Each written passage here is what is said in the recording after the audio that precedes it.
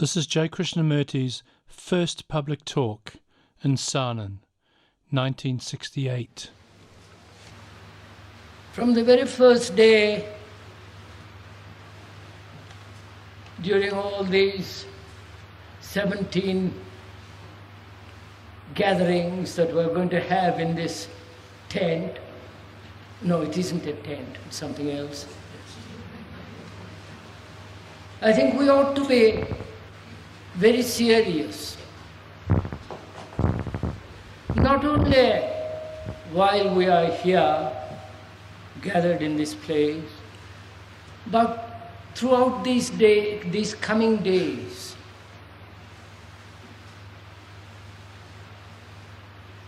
Most of us, I'm afraid, may have come with a sense of holiday spirit, to be among the hills and mountains and green valley and the flowing stream, to be quiet, to meet friends, to gossip, to have a little fun, which is all right. But if we are to get any worthwhile meaning out of these gatherings, we ought, it seems to me, to be very, very serious from the very beginning. Because there are tremendous problems confronting all of us, not only as human beings, but living in this mad, stupid world. We have to be serious because it seems to me those people who are really serious in their heart, in their very being, not neurotically, not according to any particular principle or commitment, but that quality of seriousness which is necessary. Because as one observes in this world what is going on with the students' revolt right through the world for various purposes, the anxiety of war, the extreme poverty, the racial hatreds and riots, the deplorable satisfaction of those small countries like this who are well satisfied with their money, with their position and so on. In spite of all this, there is a great deal of disturbance. One doesn't know what it is all about. One has listened to many, many explanations from the philosophers, from the intellectuals, from the theologians, from the priests, from all the organized bureaucracy, sociologists, and so on. But explanations are not good enough. Or even to know the cause of these disturbances do not solve the issue. And what we are going to do during these 17 gatherings here is to be individually and humanly responsible.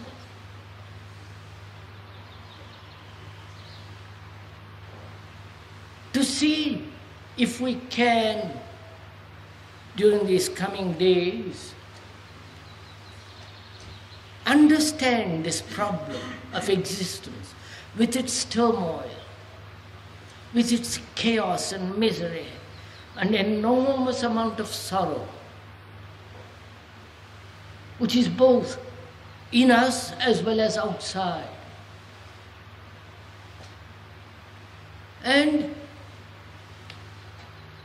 it is obviously behoves us to dispel the darkness which we individually have created in ourselves and about us. And that's why it seems to me that we ought to be terribly serious. You know, there are those people who are serious rather neurotically.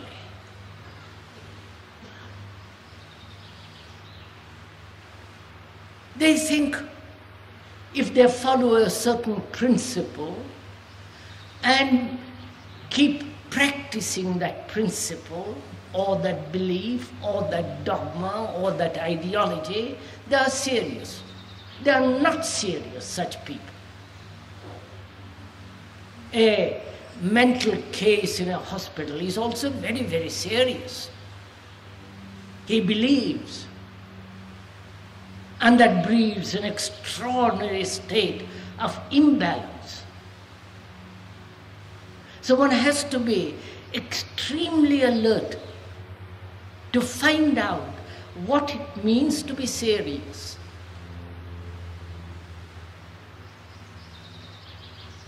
One can see throughout the world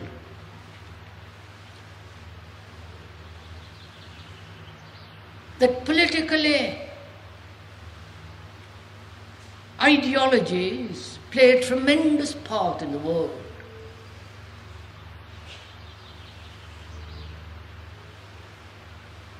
And these ideologies do separate man into groups. The Republican, the Democratic, the Labour, the Tory, and so on, so on, so on. They divide people. By their very nature, these ideologies become the authority.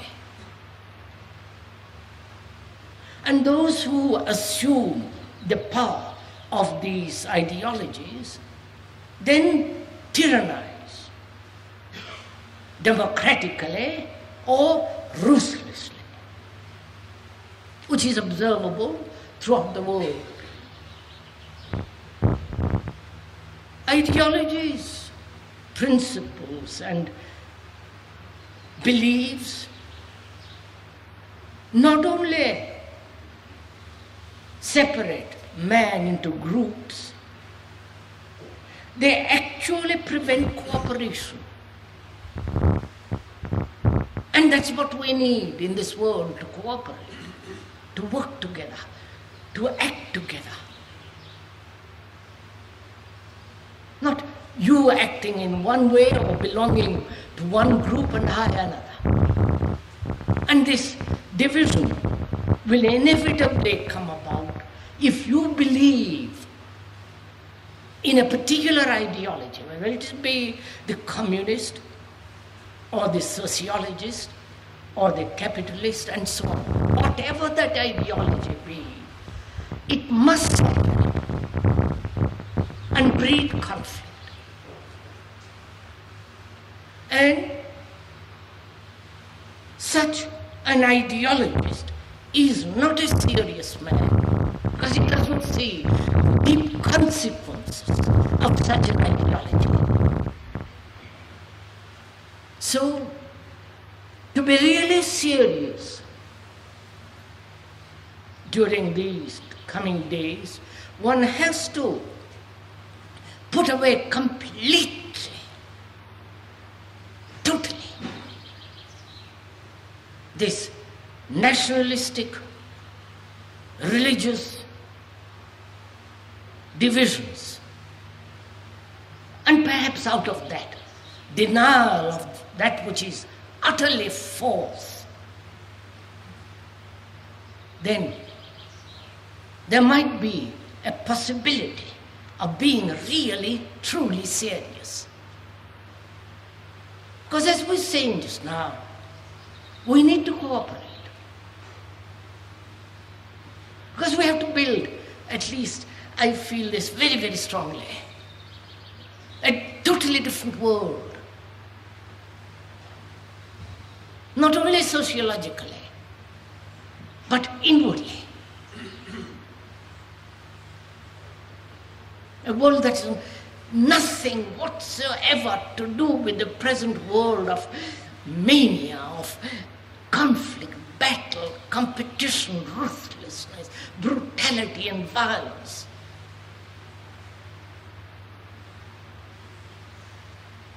And it is only the religious mind that is truly revolutionary mind. There is no other revolutionary mind. Whether it is the extreme left from the center and calling itself revolutionary is not revolutionary. They're only dealing with a fragment of the total. And the breaking up that fragment into various other parts is not a revolutionary mind at all. I feel it's only the really religious mind in the deep sense of that word is more revolutionary than any other revolutionary.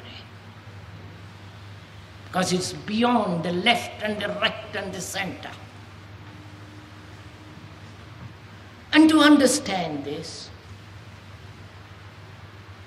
and to cooperate with each other to bring about a different social order, is our responsibility. I feel we are the salt of the earth. If we could put away all these immature, childish things. And that's for the only reason that we have come together. There is no other reason. You're not going to get something from me or I from you.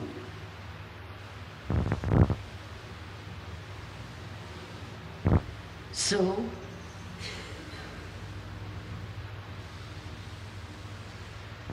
to cooperate, which is absolutely essential, is not possible around an ideology.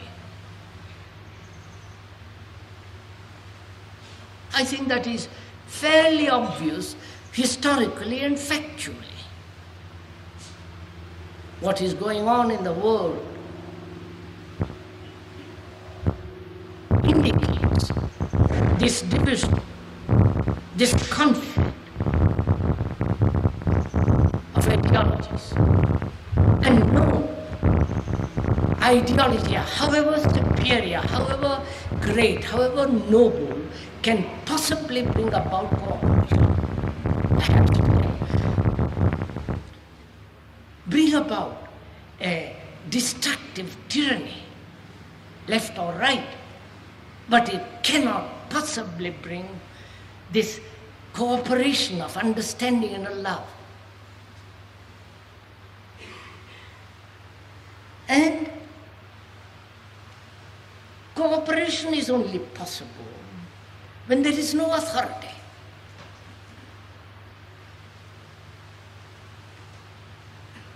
You know, that's one of the most dangerous things in the world, authority.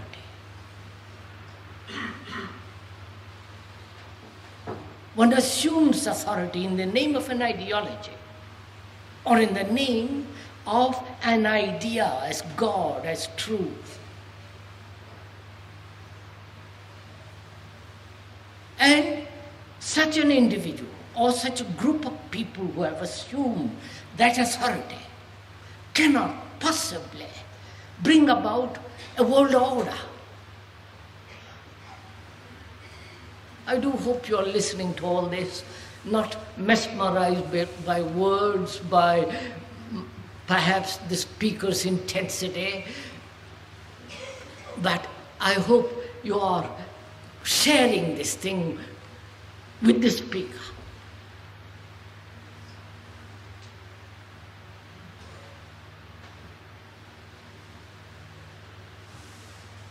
And authority gives a great deal of satisfaction to a man who exercises authority in the name of whatever it is. He derives immense pleasure. And therefore is the most, one has to be tremendously aware of such a person or such groups. And from the beginning of these talks, let us be very clear on this one point at least: seriousness, which entails non-acceptance of any authority,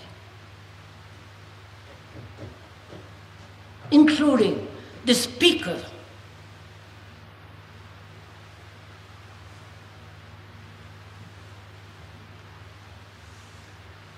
And there are those who come from the East, unfortunately, who maintain that they have the most extraordinary experiences,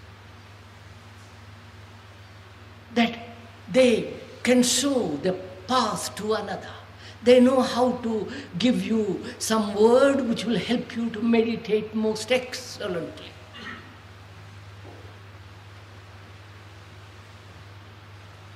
I don't know if you are caught in the kind of trap. And many people are, many thousands, millions are.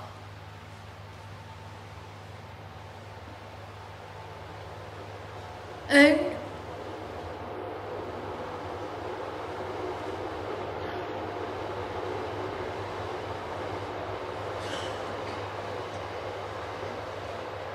such authority prevents each human being from being a light to himself. When each one of us is a light to oneself, then only we can cooperate. Then only we can love. Then only there is a sense of communion with each other.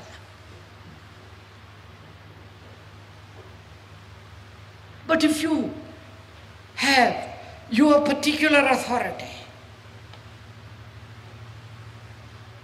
that authority be an individual or an experience which you yourself have felt, known, then that experience, that authority, that conclusion, that definite position prevents communication with each other. It's only a mind that is really free that can commune, that can cooperate. Not a mind that has authority.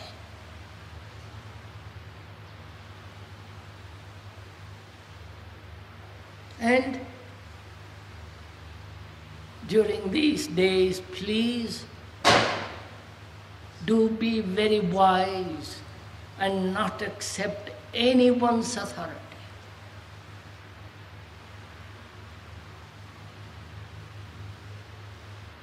Neither your own authority, which you have cultivated through experience, through knowledge, through various conclusions, nor the authority of the speaker or the authority of anybody.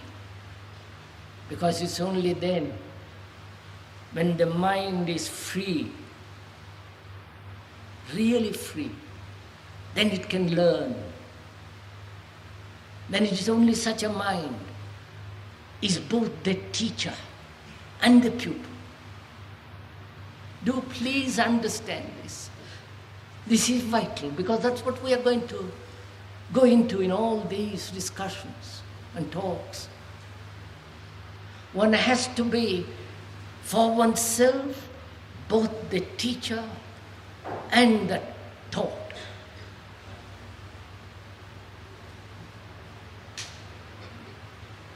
And that is only possible when there is a sense of observation, of seeing things in oneself as they are. You know, most of us are so unconscious of ourselves.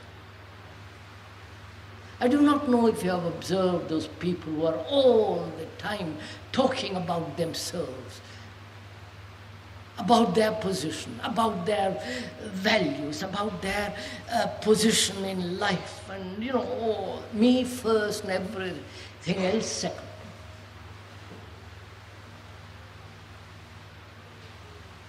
And if there is to be cooperation between us, communication and commune with each other, this barrier of me first and everything else second must obviously disappear. You know, the me takes such tremendous, it expresses itself in so many ways.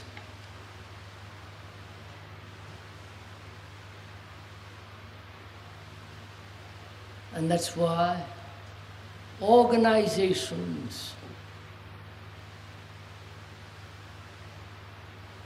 become a danger. But we have to have organization. But those who are at the head of that organization, who are, or assume the power of that organization, gradually become the source of authority. And with such people, one cannot possibly cooperate, commune. And as we have to create a new world, not just words, these aren't just words, these aren't just an idea, but actually one has to create a totally different kind of world, where we are human beings not battling with each other, destroying each other, where one doesn't dominate the other, with ideas or with knowledge, where each human being is actually free, not theoretically.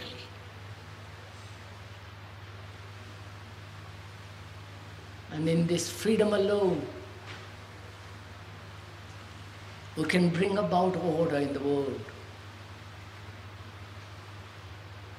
So that is what we are going to do. To unravel the net that we have woven round ourselves, which prevents cooperation, which divides us, which brings about such intense anxiety, sorrow, isolation. We are going to, if we can, break down all those during these 17 days of talks and discussions. That's the only thing that we are here for, and nothing else.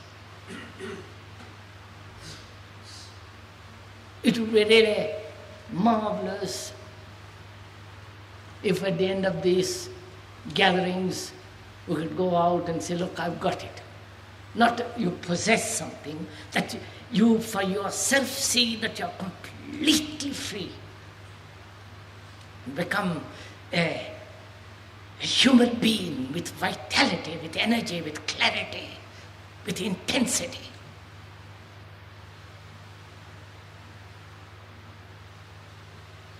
So there it is. Perhaps that's a great deal. But unless we do it, we do create in the world a great deal of misery.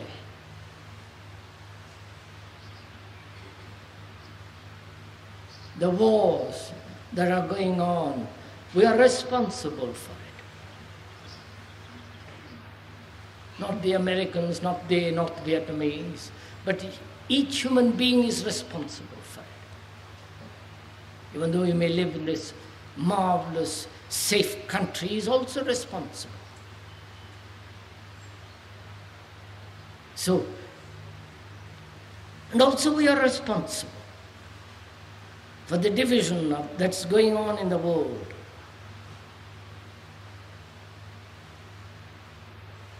Not only ideologically, but religiously.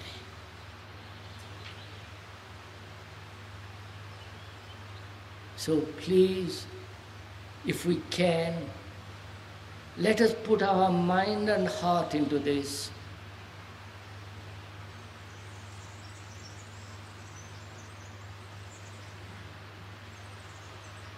This doesn't demand a great deal of intellectual effort. Intellect hasn't solved anything. It can invent theories. It can explain. It can see the fragmentation and create more fragments. But the intellect, being a fragment, cannot solve the whole problem of man's existence. Nor can emotionalism, sentimentality, do anything. It also is the response of a fragment.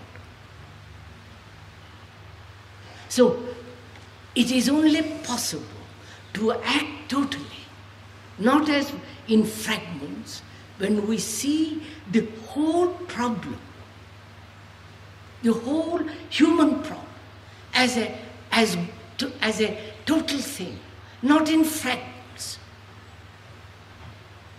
So, what is the total problem?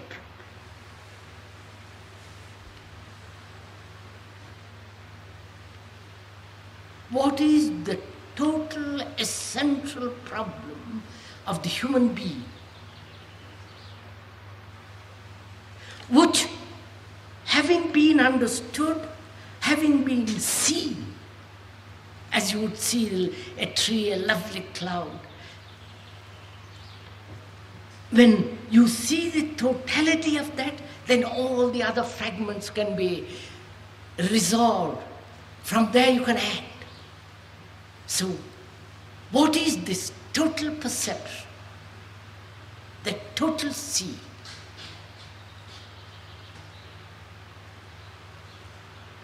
I am asking you. Therefore, you have to find the answer. If you wait for me to answer it and accept it, then it won't be yours. Then I'll become the authority, which I abhor.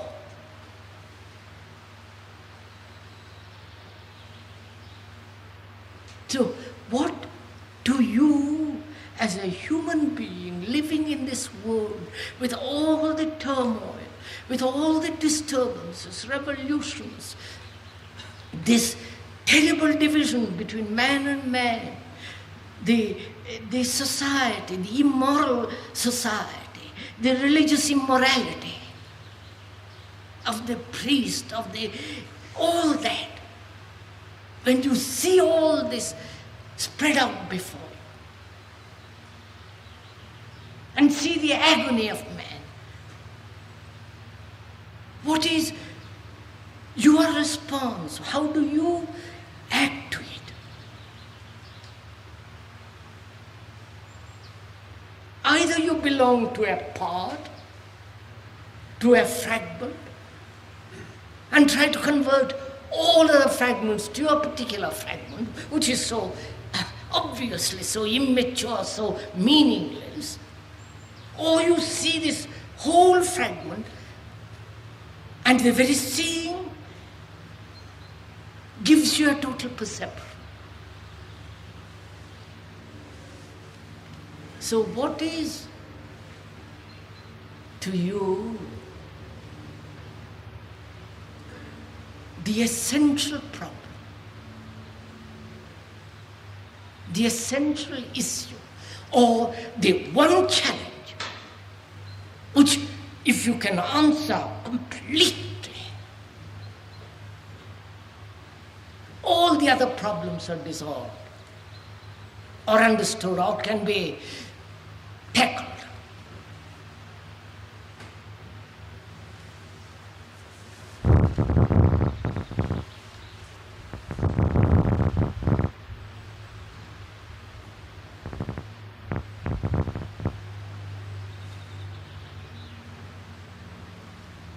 It's quite interesting, isn't it?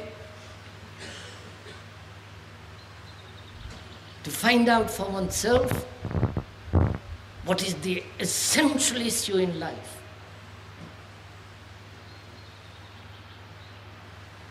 Not according to the psychologists, the philosophers, the theologians, or Krishnamurti, or nobody, for yourself.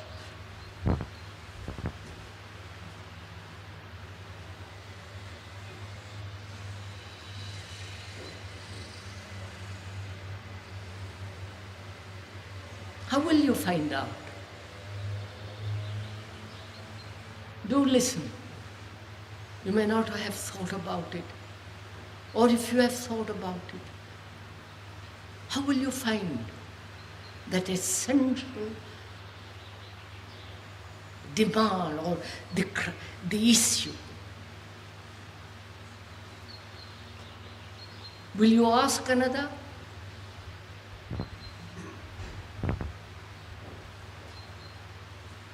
Will the answer from Rome satisfy you? Of course not. If you are a Protestant, you'll say, oh, terrible. But if you're a Catholic, probably say, well, they might supply me a little, an answer, an indication.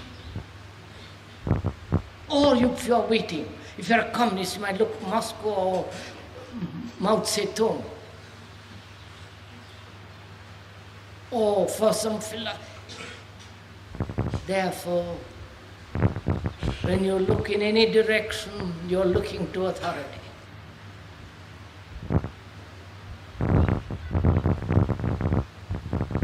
And what the authority says has no reality.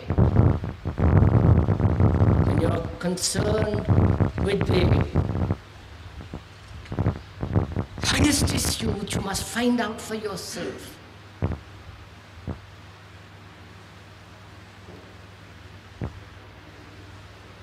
If you are not looking for another to help you to discover what is the essential true issue,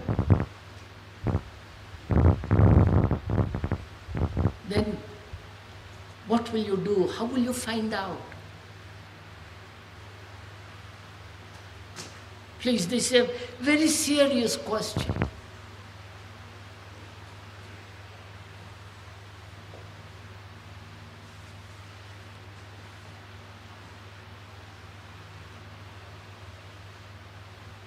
First of all, has one ever put such a question to oneself?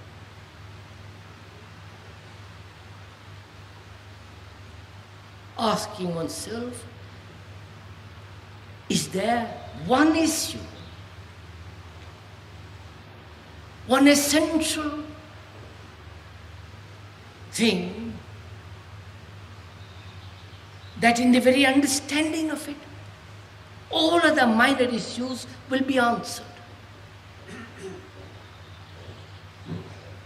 If you have not put it to yourself, I am putting it to you. If you listen to it, as I hope you are listening, then how will you find out?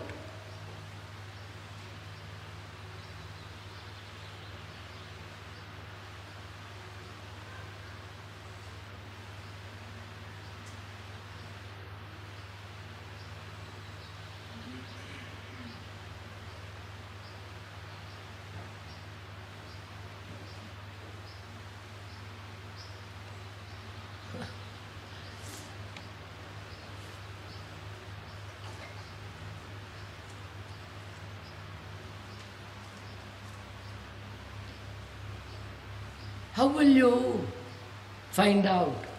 Will you find out by thought? By thinking about it a great deal, each problem, each issue, each fragment, and getting more and more involved, more and more informed, and then coming to a conclusion and say, this is the essential question? Will thought help you?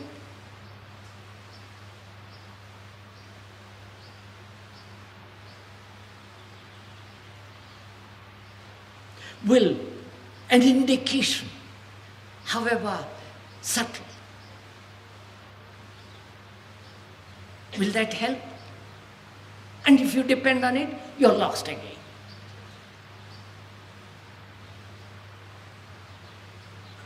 So thinking about it is not the answer, is it?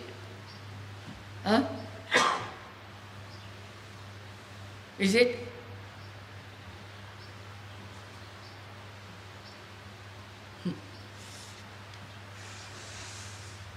Look at it.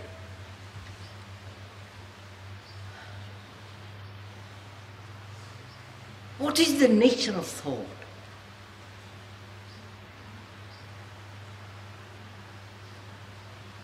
Thought, as one observes, springs from accumulated memory. Do watch it in yourself. And you're being challenged. And challenge being something new, you have to respond to that newly. The challenge being, what is the essential issue in life?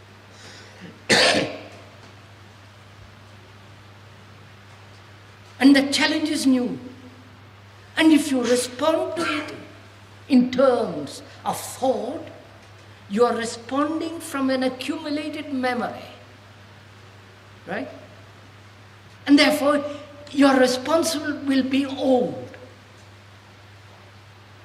That's fairly clear, isn't it? No?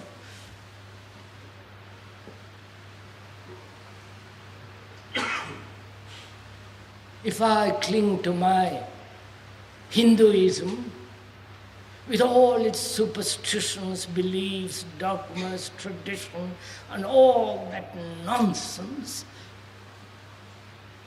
and something new appears in front of me, or a new challenge, I can only respond from the old. And therefore I see the response of the old is not the way to find out. Right? So I will not depend on thought. Whether it's the thought of the most clever, erudite, famous person, or on my own thought. Right? So I put away that. Please do it as we're talking. Put that away completely as I'm putting it away. The use of thought to find out.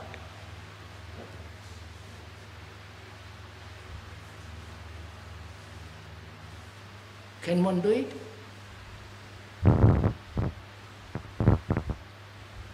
It sounds easy, but actually can one do it? Which means here is a totally new challenge. And I must look at it with fresh eyes, with clarity. And thought doesn't bring clarity. Thought, however reasonable, however reasoned, astute, clear,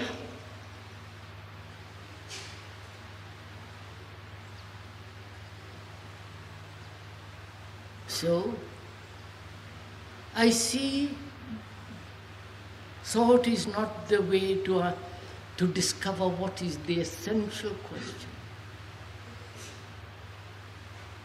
And so thought doesn't play any part in this search, in this inquiry. Can you do it? Huh?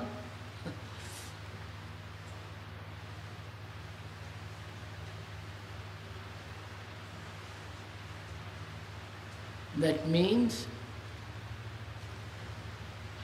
when thought, which is old,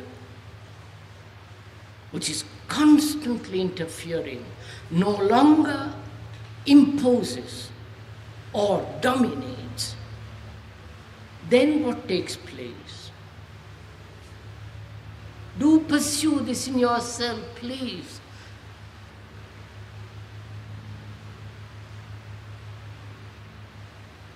That is, when you are no longer thinking in terms of your conditioning as a wealthy person or as an ill person or as a clever person or belong to this group or that group, that nationality or this nationality, when you put all that silly stuff aside,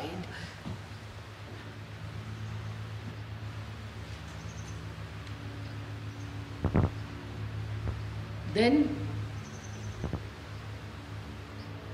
you have denied, haven't you, all the burden of yesterday, right? Lord.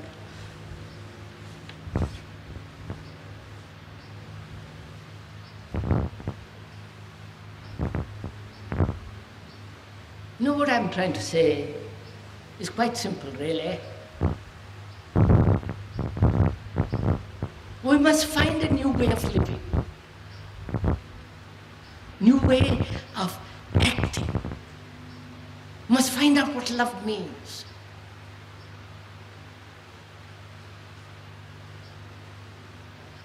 And to find that out, you can't use the old instruments that we have.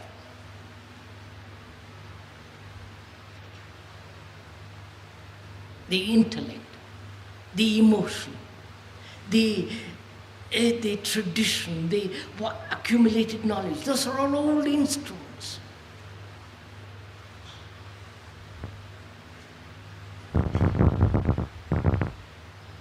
And we have exercised those instruments, used them so endlessly, and have not brought about a different world, a different state of mind. So they are utterly useless.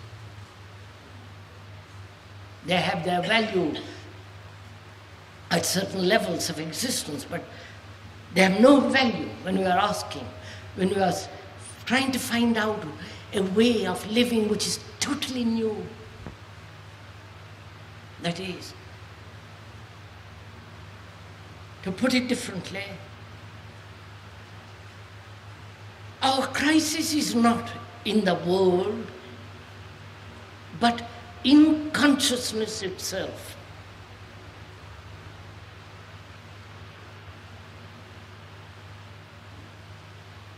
Not how to stop the war, or reform the universities, or give more work or less work and more pay and all that. Those are along that level. There is no answer. Any answer, any reform gives more complications, more reforms. But the crisis is in the mind itself of man, in your mind, in your consciousness. That's where the crisis is.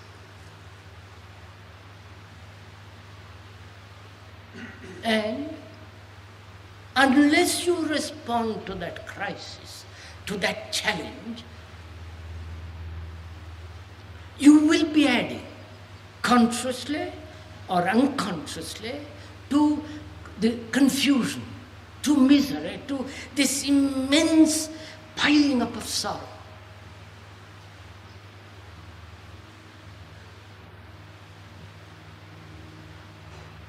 So, our crisis is in the mind. in our consciousness. And we have to respond to it totally. And so our question is, what is the true response? What is the essential issue? And obviously, thought cannot help us there.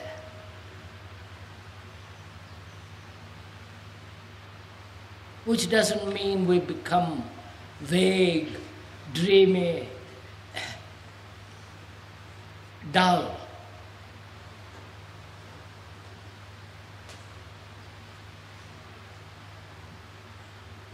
When you don't use thought to find out for yourself what is the essential issue in life, then what has taken place in the mind? You understand my question? Are we communicating with each other? Do say yes or no. And everything.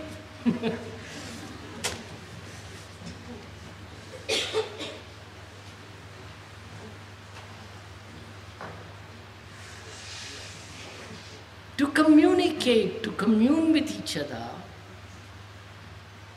we must be at the same level, at the same time, with the same intensity. Right? It's like love.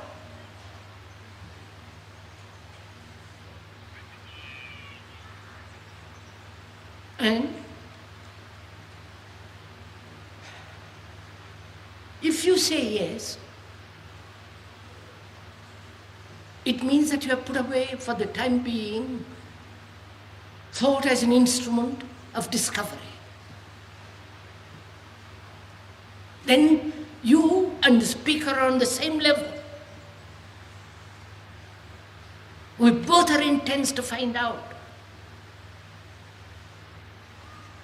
Then you are not waiting for me to tell you.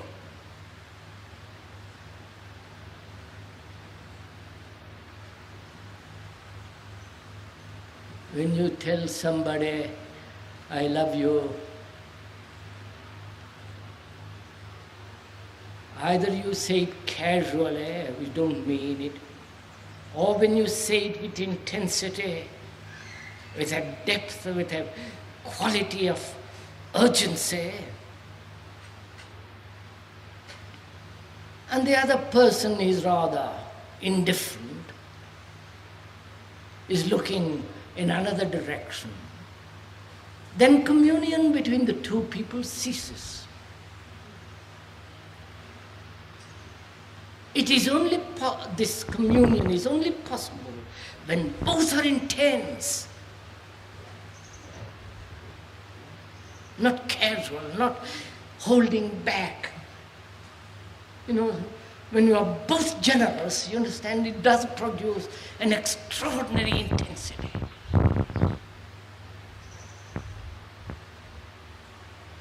The giver and the receiver cease to exist. So, what do you think, what do you feel, what do you sense is the essential issue in life?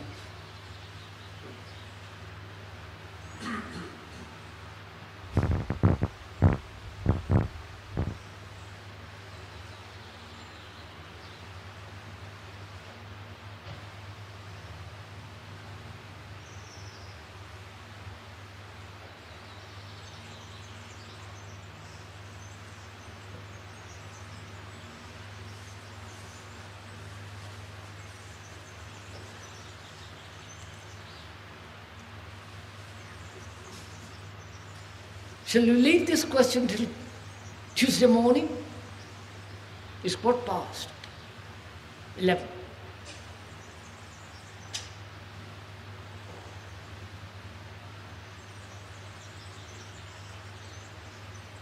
Do you want time to think over it? to discuss it with other people, to sit under a tree in your room and let it come to you.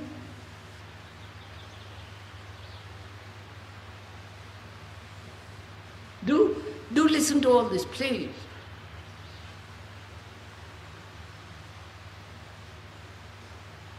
If you're looking to time to help you, time isn't going to help you.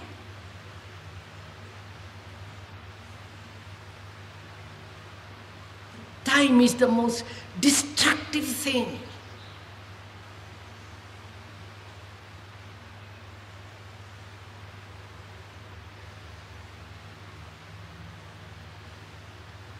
So that's why we're asking whether you want, shall we postpone till Tuesday when we meet again? Or, as we have 10 minutes or 5 minutes left, talk it over together.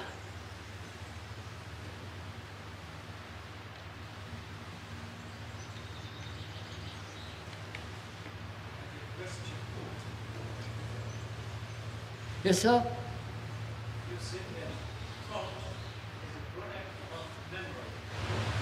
Now I quite realize that most of my thoughts are very much conditioned, which I have experienced. But I'm not quite sure that there is no possibility for other thought which might not be conditioned by memory. The gentleman, the question is, one realizes all thought is conditioned.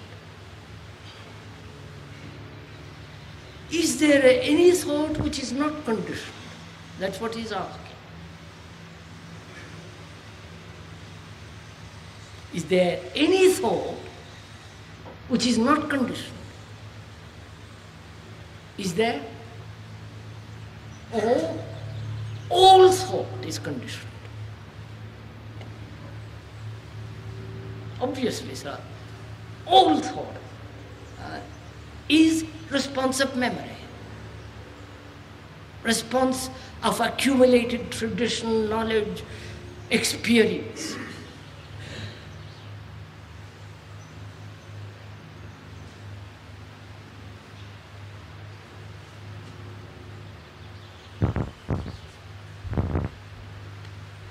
Now, let's talk it over a few minutes together on this issue.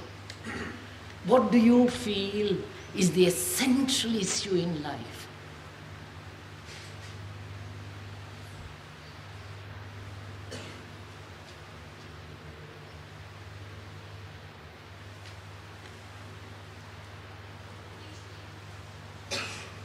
Yes, sir.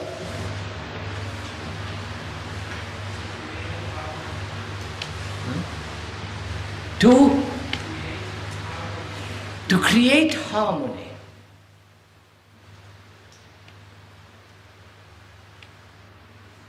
Where? Outside or inside? Both. How can one create harmony outside if you have not harmonious inside? The harmony inside is the first thing, not harmony outside. Is that the essential issue? Or harmony is a result and not an end in itself? Right? It happens. It's like being very healthy, then you go out for a walk, do all kinds of things. But to seek harmony as an end in itself is that possible to either? One has to find harmony in oneself, one has to go into tremendous inquiry into oneself, the contradictions, the efforts, the discipline, all that's involved in it. Is that the essential question? If we say the essential question may be harmony, or it may be pleasure.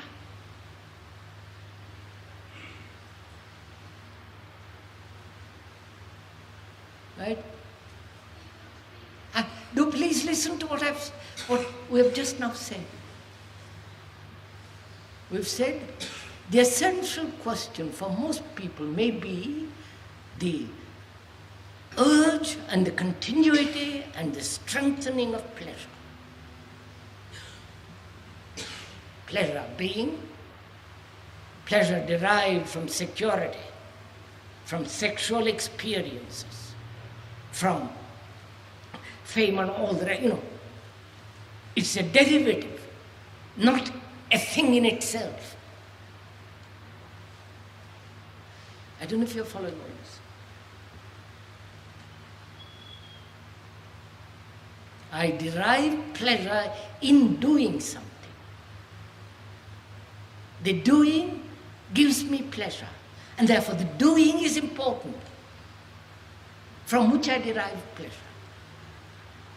Therefore pleasure is not in itself, but in the act of something. So is that the challenge? Is that the essential question?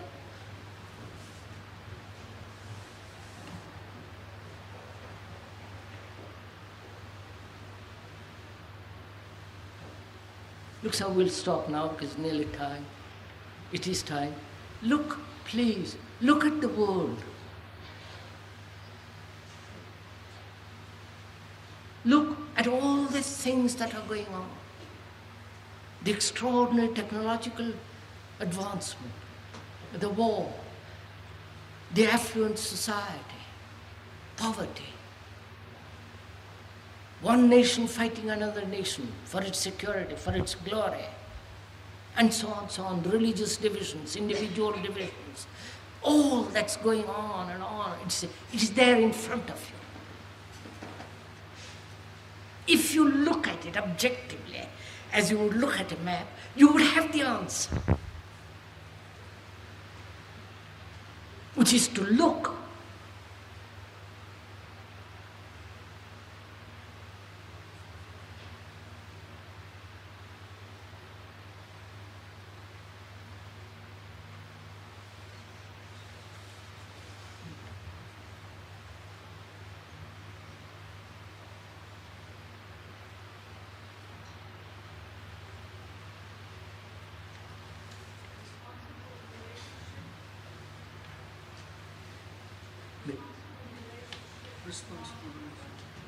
The essential challenge or the central issue, the questioner says, is the responsibility of relationship. The responsibility of relationship. Is that it?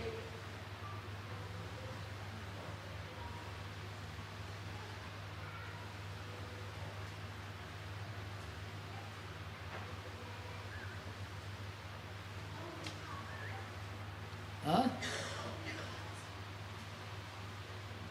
I'm sorry, I didn't quite hear.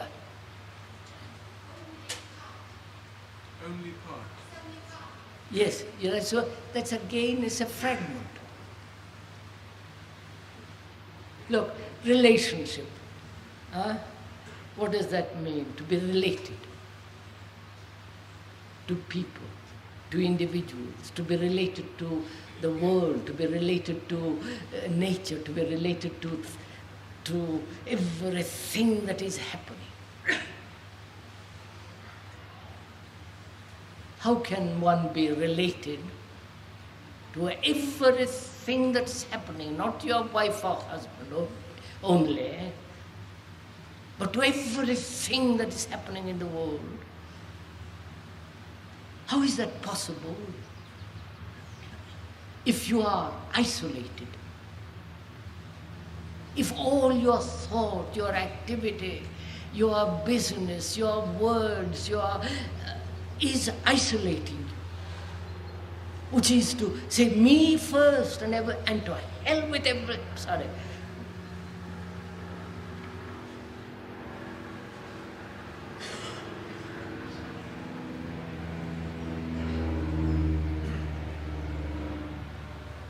So I'm afraid we'll have to stop today and we'll continue on Tuesday.